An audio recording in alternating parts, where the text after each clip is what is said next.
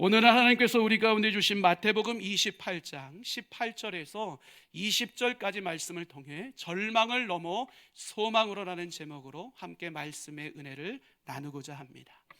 예수님께서 십자가에 죽으셨을 때요, 많은 제자들은요, 모든 제자들은 그것이 끝이라고 생각했습니다.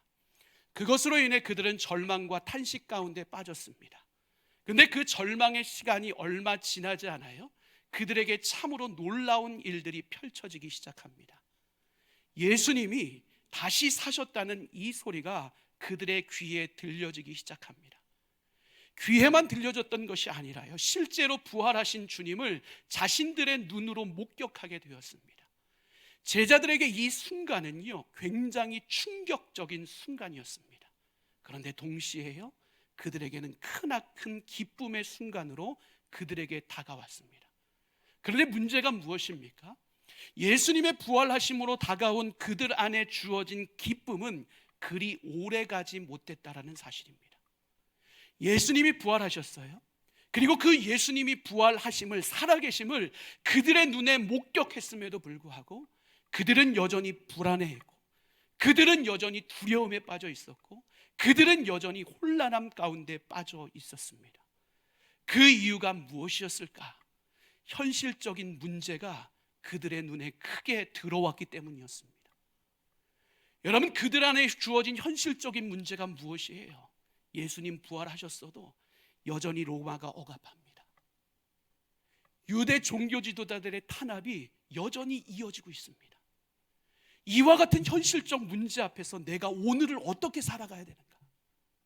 오늘 이와 같은 현실 속에서 내가 예수님을 따르는 것이 어떤 의미가 있는 것인가? 이 질문 앞에 그들이 서게 되었을 때요, 그들은 두려웠습니다. 그들은 앞이 보이지 않는 안개를 걷는 것과 같은 답답함을 느끼며 하루하루를 살아가게 되었습니다. 그러니 그들의 모습 가운데 드러나는 모습이 무엇입니까? 문을 꽉 닫아놓고 두려워서 세상 밖으로 나오지 못합니다. 예수님이 부활하심을 눈으로 목도한 그들은 이제 불신의 절망의 그늘 가운데 빠져서 그곳에서 헤어나오지 못하는 안타까운 모습을 우리에게 보여주고 있는 것을 보게 됩니다. 그런데요, 이 제자들의 모습이요, 오늘을 살아가는 우리의 모습과 참 많이 닮아 있는 것을 보게 됩니다. 우리의 삶의 자리 가운데도 소망이 다가올 때가 있습니다. 우리의 삶의 자리 가운데도 기쁨의 순간을 맞이할 때가 있습니다. 그것으로 말미암아 소망과 기쁨이 가득 넘치는 삶을 살아가던 우리가요, 현실적인 삶의 무게가 우리의 삶을 짓누르기 시작하면요, 어느 순간 그 소망과 기쁨은 우리의 눈앞에서 우리의 삶의 자리 가운데 사라지는 것을 경험합니다. 어렵게 하나님의 은혜를 경험했는데, 어렵게 하나님이 주시는 소망을 붙들었는데, 내 삶에 내 능력으로 해결할 수 없는 삶의 큰 문제들을 만나기 시작하면 어느 순간 하나님이 주셨던 은혜의 질서들이 무너지고 내 삶의 소망의 모든 질서들이 순식간에 무너지는 것을 경험하는 것이 우리들의 삶의 모습임을 발견하게 됩니다. 내 앞에 다가오는 어려움, 내 앞에 다가오는 근심, 걱정, 염려, 문제들, 이 모든 것들 가운데 결국 우리 앞에 남는 것이 무엇이에요? 내가 이 어려운 상황 가운데 다시 일어날 수 있을까? 이 질문입니다. 여러분, 오늘도 이 질문을 안고 이 땅을 살아가고 있는 분들이 있지는 않으십니까? 참으로 다행인 것은요, 이 질문 위에 우리의 삶을 세워가고 있는 우리의 삶의 현장 가운데 오늘 삼위일체 하나님은 살아계신 말씀으로 우리 가운데 다가오고 있다는 사실입니다. 오늘 삼위일체 하나님이 전해주시는 이 말씀은 단순한 위로의 메시지가 아니라 우리의 삶을 향한 하나님의 신실하신 약속입니다. 그리고 이 살아있는 하나님의 말씀은 우리를 절망이 아닌 소망의 자리로 인도하십니다. 그러기에 이 소망의 메시지를 들었던 제자들의 모습이 어떻게 변화되었습니까? 절망이었는데, 두려움이었는데, 슬픔이었는데, 모든 것이 갇혀 있었는데 그 소망의 메시지 위에 이 모든 것을 걷어내고 사명의 자리로 다시 달려나가는 제자들의 모습을 우리는 기억하게 됩니다. 바라기는 오늘 우리에게 주시는 삼위일체 하나님의 메시지가 우리의 삶의 능력이 됨으로 말미암아 우리 안에 있는 절망을 딛고 일어나 소망을 향해 힘있게 발걸음을 옮길 수 있는 저와 여러분의 삶이 될 수 있기를 주님의 이름으로 간절히 축원합니다. 그렇다면 예수님께서 부활하셔서 제자들에게 찾아오신 이후에 제자들의 가장 먼저 나누신 이야기가 무엇일까? 18절 말씀에 보면 하늘과 땅의 권세를 내게 주셨다라는 메시지를 전하고 있는 것을 보게 됩니다. 하늘과 땅의 권세를 누가요? 하나님이 누구에게요? 예수님에게 주셨다는 내용을 분명히 제자들에게 언급하고 있는 것을 보게 됩니다. 이처럼 예수님께서는요, 제자들에게 자신이 어떤 존재인지에 대해서 먼저 밝히셨습니다.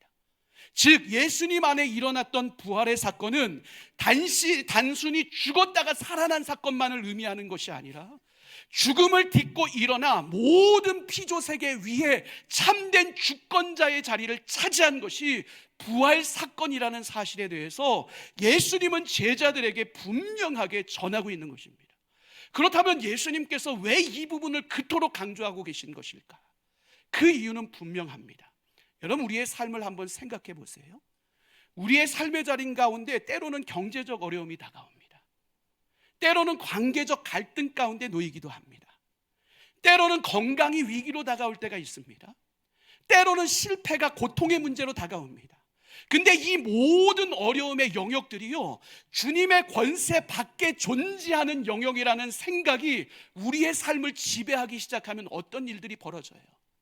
우리는 주님의 사랑을 의심합니다. 주님의 관계성마저도 무너져 내립니다. 의심과 무너짐 속에 우리 가운데 주어지는 것은 더 큰 절망밖에 없음을 우리는 경험적으로 알고 있습니다. 바로 부활하신 예수님은 이 잘못된 생각 가운데 여전히 이 땅을 살아가고 있는 모든 제자들의 생각을 단호하게 깨트리기를 원하셨던 것입니다. 즉 오늘 하늘과 땅의 권세가 내게 주어졌다라는 것은 이 주님의 선언은 무엇을 의미하는 것입니까? 우리의 삶의 고통도, 우리의 삶의 눈물도, 우리의 삶의 갈등도, 심지어 죽음조차도 이 모든 문제의 영역이 주님의 권세 아래 놓여져 있다는 분명한 메시지임을 우리는 기억해야 됩니다. 그러게 오늘 우리의 삶의 자리 가운데 어떤 절망의 요소가 문제가 다가올지라도요, 그것이 우리의 삶의 끝을 의미하는 것이 아님을 우리는 반드시 기억해야 됩니다. 왜요?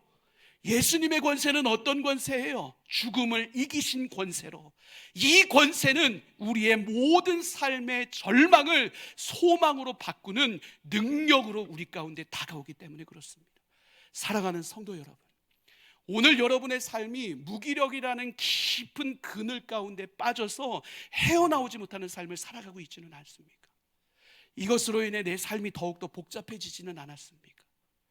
이것으로 인해 오늘 내 삶의 자리 가운데 모든 소망을 잃어버리고 관계가 단절되어지고 내 모든 어떤 집중력들도 떨어지고 의욕을 상실하고 자신감을 잃고 정체성마저도 상실한 채 오늘을 살아가고 있는 것이 오늘 우리들의 모습은 아닙니까?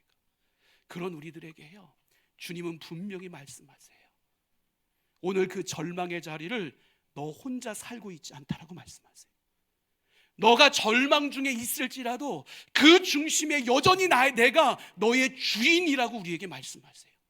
그 주인 되시는 예수 그리스도는 모든 절망을 딛고 일어나게 할 충분한 권세가 있는 분이시라고 우리에게 선언하고 계십니다. 여러분, 이 예수님의 권세에 대해서요, 에베소서 1장 20절에서 22절 말씀해 보면 하나님께서 뭐라고 말씀하세요? 그분의 능력을 예수 안에 주셨대요. 그리고 그분의 능력이 예수 안에서 역사하기 시작했을 때 예수의 권세로 말미암아 어떤 일이 일어났대요? 가장 먼저는요, 죽은 자들이 살아나는 역사가 일어났대요.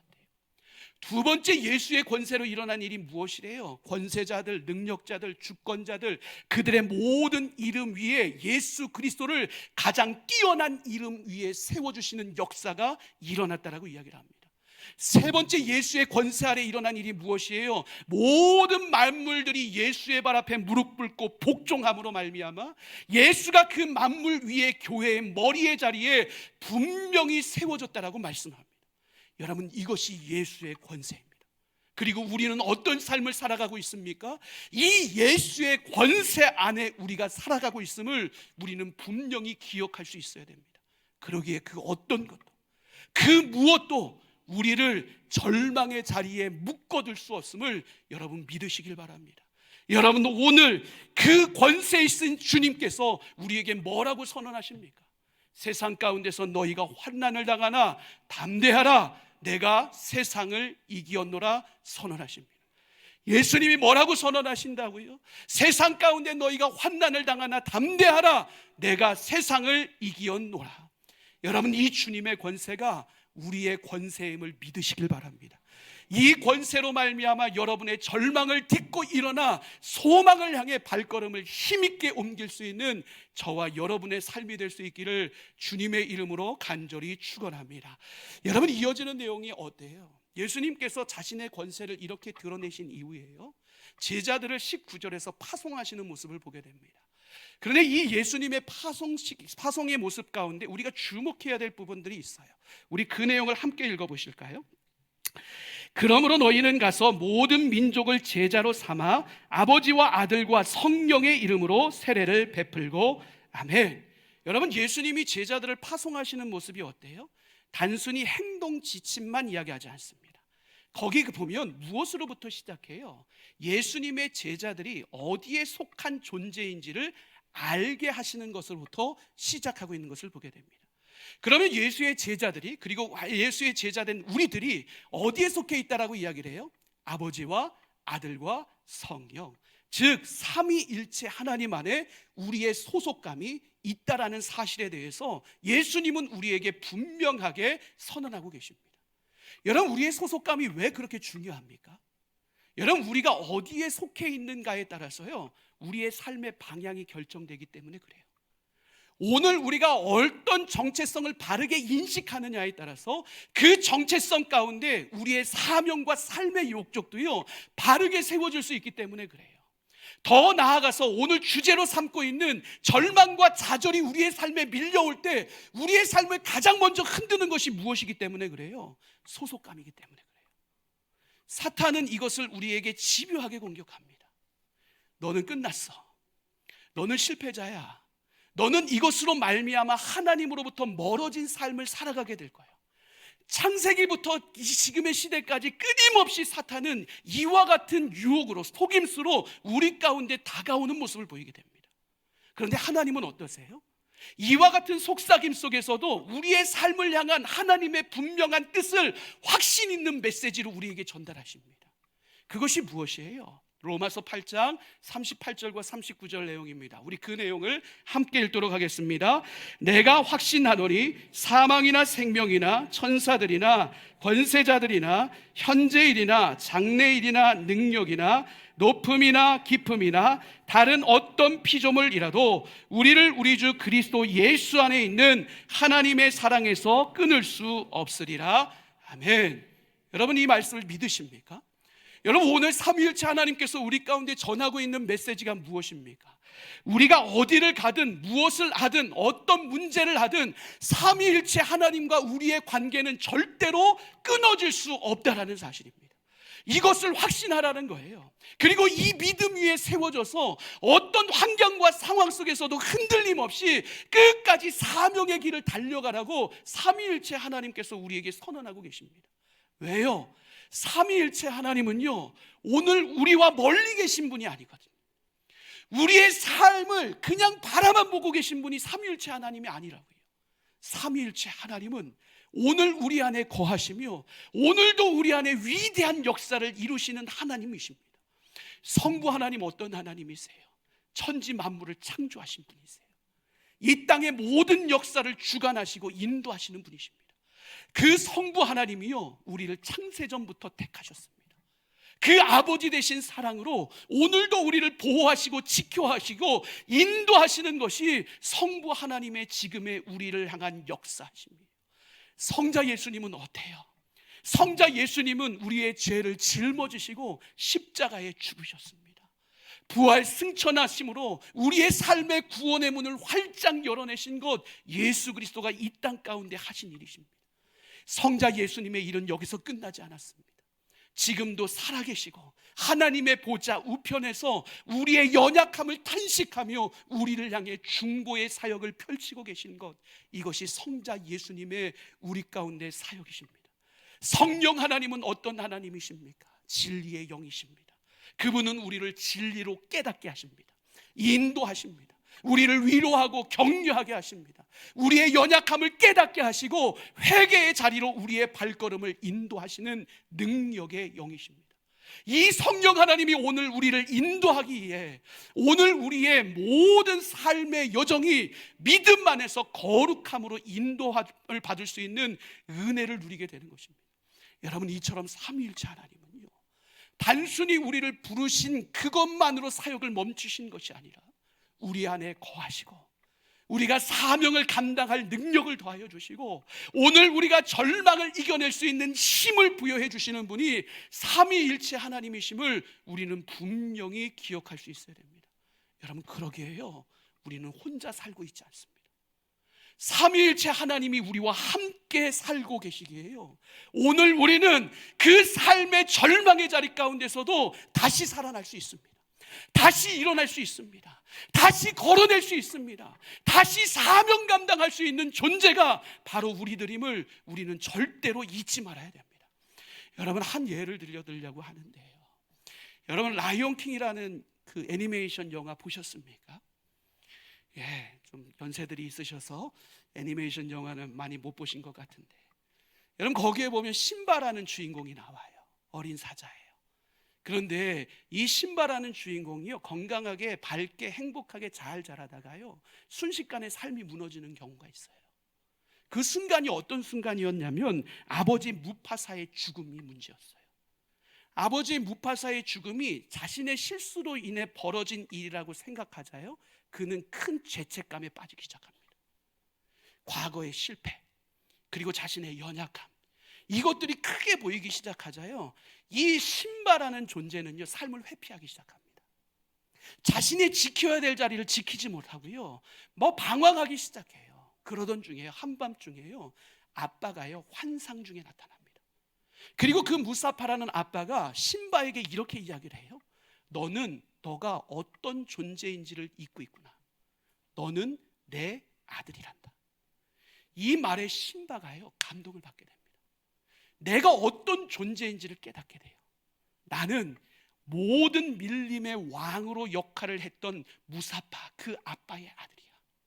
자신의 정체성을 발견하기 시작합니다. 그리고 이 정체성을 발견하고 소속감을 알기 시작했을 때 이 심바는 다시 자신의 삶의 자리로 돌아갑니다. 왕권을 회복합니다. 밀림을 지배합니다.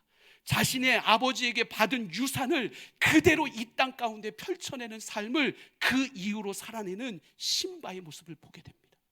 사랑하는 성도 여러분, 오늘 우리 안에 새겨진 소속감과 정체성이 무엇이에요? 삼위일체 하나님의 소속감과 정체성이 바로 우리 안에 새겨져 있다고요. 세상 그 어떤 것도 무너뜨릴 수 없고 끊을 수 없는 삼위일체 하나님의 왕권이 오늘 우리에게 주어진 놀라운 능력임을 우리는 절대로 잊지 말아야 됩니다. 그러기에 사랑하는 성도 여러분, 매일마다 삼위일체 하나님의 은혜 안에 거하시길 바랍니다. 그 은혜와 능력 안에 여러분이 잃어버린 하나님이 주신 왕권을 다시 회복하시기를 바랍니다. 그 왕권으로 말미암아 여러분 안에 주어지는 모든 절망을 딛고 일어나 소망을 향해 달려나갈 수 있는 저와 여러분의 삶이 될 수 있기를 주님의 이름으로 간절히 축원합니다. 여러분, 마지막으로 예수님께서요 제자들을 만나고요 그들을 파송하시면서 선언하신 내용이 무엇입니까? 20절 하반절에 보면 이렇게 말씀합니다. 함께 읽겠습니다.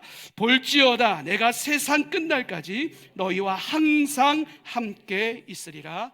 아멘. 부활하신 주님은 자신이 어떤 존재인지를 제자들에게 나눴어요.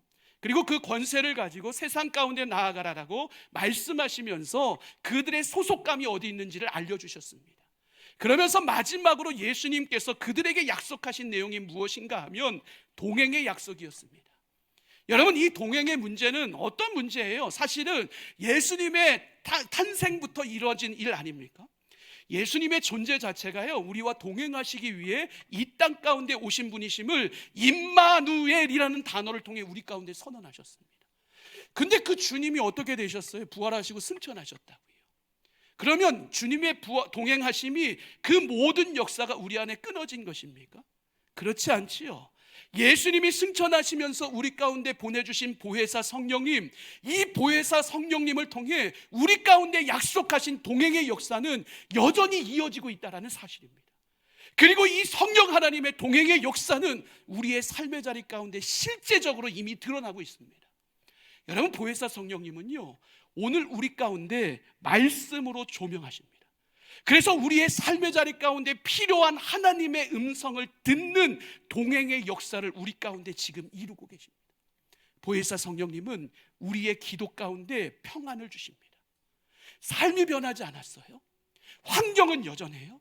그런데 세상이 주지 못하는 평안, 말로 표현할 수 없는 평안이 내 삶을 지배할 때가 경험되어질 때가 있어요. 이때가 어떤 때예요? 지금 성령 하나님께서 내 영혼을 온전히 감싸 안고 있다라는 분명한 증거로 드러나는 모습입니다. 보혜사 성령님은 때로는 우리 공동체 가운데서도 동행하며 역사하십니다. 함께 예배하는 이 자리 가운데, 함께 마음을 모아 사랑의 수고와 섬김을 하는 그 모든 자리 가운데 하나님은 공동체를 향한 하나님 아버지의 마음을 알게 하시고 그 길을 열어주십니다. 우리의 모든 사명의 자리 가운데서도 보혜사 성령 하나님은 우리와 동행하십니다. 그래서 내가 준비한 것보다 더 놀라운 능력의 언어로 사명 감당하게 하시고, 내 능력의 연약함을 뛰어넘어 담대함으로 사명을 감당하게 하시는 분이 바로 보혜사 성령 하나님의 역사하십니다. 여러분, 이처럼 성령 하나님은요, 우리의 내면의 용연이요, 하나님과의 관계 속에서 끊어짐을 경험하지 않을 수 있도록 계속해서 그 연결고리 작업을 하십니다. 그리고 이 연결고리의 역사를 통해서 우리 안에 어떤 일을 행하시는 거예요? 오늘을 살아가는 에너지를 공급하시는 분이 성령 하나님이세요. 이 보혜사 성령님의 은혜로 말미암아 우리는 하나님 나라의 은혜도 능력도 사랑도 지혜도 풍성히 누리며 이 땅을 살아갈 수 있게 되는 것입니다. 여러분, 그래서요, 몰트만이라는 신학자는요, 성령에 대해서 우리에게 이렇게 이야기를 합니다. 우리 그 내용을 함께 읽어보도록 하겠습니다. 성령은 하나님을 현존하게 하며 소망의 불씨를 현실 안에 놓으시는 분이시다. 다시 한번 읽어보실까요? 성령은 하나님을 현존하게 하며 소망의 불씨를 현실 안에 놓으시는 분이시다. 여러분, 무엇을 이야기를 하는 거예요? 성령님은요, 하나님이 지금 이 순간 내 안에 살아계시고 역사하고 계심을 알게 하시는 역할이 성령 하나님의 역할이라는 거예요. 여러분, 이 성령 하나님의 역할로 말미암아서요, 우리는 절망을 딛고 일어날 힘을 얻을 수 있게 되는 거예요. 오늘 내 삶에 눈물이 끊이지 않고 폭포수같이 쏟아지는 이 현실 속에서도요, 하나님의 살아계신 위로를 경험할 수 있는 은혜를 누릴 수 있는 거라고요. 오늘 내 앞이 깜깜해요. 아무것도 보이지 않는 그 현실 속에서도요, 그럼에도 오늘 하나님은 내 안에 여전히 일하고 계시다는 작은 소망의 불씨를 불태우는 삶을 성령의 은혜로 오늘 우리가 살아갈 수 있는 거예요. 이처럼 성령 하나님은 하나님의 임재와 역사를 우리 눈앞에 끌어다가 놓으십니다. 이 성령의 은혜로 말미암아서요, 우리는 현실 넘어 하나님의 역사를 볼 수 있는 거예요. 오늘 우리의 무너진 마음을 다시 일으켜 세울 수 있는 거라고요. 오늘 이 하나님, 성령 하나님의 동행하심의 은혜로 말미암아 우리는 오늘을 하나님 나라를 누리며 살아갈 수 있게 되는 거예요. 여러분, 이 성령님의 동행하심이 바로 우리가 절망의 자리에 머물 수 없고 소망의 자리로 나아가야 되는 분명한 이유가 되는 것입니다. 여러분, 이 은혜를 누릴 수 있도록 여러분 모두가 보혜사 성령으로 충만케 되어지는 은혜를 누리게 되시기를 주님의 이름으로 간절히 축원합니다. 날마다 성령 충만함으로 말미암아 보혜사 성령님과 깊은 동행을 아름답게 이룸으로 말미암아 하나님과의 관계가 더욱더 친밀해지고, 그 하나님과의 관계 속에서 주어지는 힘과 능력과 지혜로 말미암아 절망을 딛고 일어나 소망을 향해 우리의 발걸음을 힘있게 옮길 수 있는 저와 여러분의 삶이 될 수 있기를 주님의 이름으로 간절히 축원합니다. 여러분, 이처럼 삼위일체 하나님은요, 하나님의 자녀 삼은 백성을 절대로 포기하지 않으십니다. 예수의 권세로 우리를 붙들어 주시고 함께 싸워 주십니다. 삼위일체 하나님의 정체성으로 우리에게 주어진 왕권으로 이 땅 가운데 바른 소망을 품고 우리로 살아가게 하십니다. 바로 보혜사 성령님의 임재와 동행하심으로 말미암아 우리 가운데 끊임없는 선함의 역사를 만들어 가시는 것, 이것이 바로 삼위일체 하나님이 우리 가운데 행하시는 모습들입니다. 그러기에 사랑하는 성도 여러분, 더 이상 절망의 자리에 머물러 있지 마시길 바랍니다. 그 절망의 자리를 딛고 일어서시길 바랍니다. 그리고 삼위일체 하나님과 동행하며 이제는 그 소망이 사명으로 이어지는 삶을 살아가실 수 있기를 주님의 이름으로 간절히 축원합니다.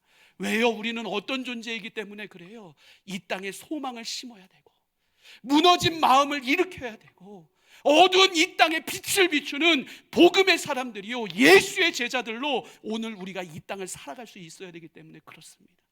삼위일체 하나님, 그 하나님이 주시는 힘과 능력과 지혜로 절망을 딛고 일어나 이 세상을 밝히는 소망의 사명자로 아름답게 쓰임받을 수 있는 저와 여러분의 삶이 될 수 있기를 주님의 이름으로 간절히 축원합니다.